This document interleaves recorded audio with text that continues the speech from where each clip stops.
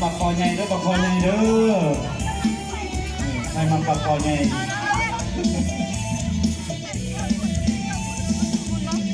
เดือนสามก็ไม่สามคำได้มายามสาบานผู้ไทยมาทำบุญวันเขาเป็นเหตุของเก่าของเอาผู้ไทยสาบานวัฒนธรรมใหม่รักษาไว้ประเพณีอันดีงามสาวเอ้ยมีผู้เร็วบอกอยากขอเป็นผู้ทำไว้มาผูกติดหน้าแดงผู้สาวแก้มแดงน้องจงเห็นใจโปรดสงสารแม่บ่าวบ้านไกลผู้ที่ไม่มาเป็นเคยแม่นา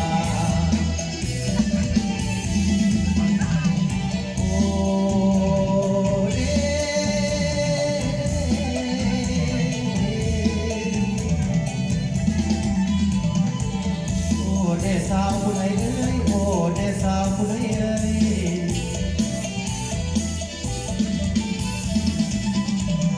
เอ้ยสาวผู้ใดเอ้ยโดนให้น้องอดน้อสาจำคอยกินเสือต่างลาบไก่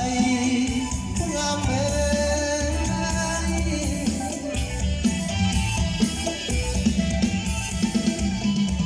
ไหลเอ้ยปากคอยใหญ่มาหอดแล้วปากคอยใหญ่มาหอดแล้วจังบางยินเป็นพ่อเกศจังบางยินเป็นพ่อ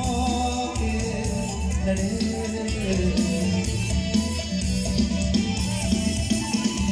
แค่เลยให้น้องคนน้อสาเดีย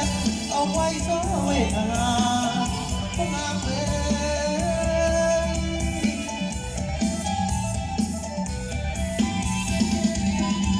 ไหลเอ้ยบัดวันมาหอดแล้วบัดวันมาหอดแล้วจังบางเอ้ยให้หากินจังบางยินให้หากินเด้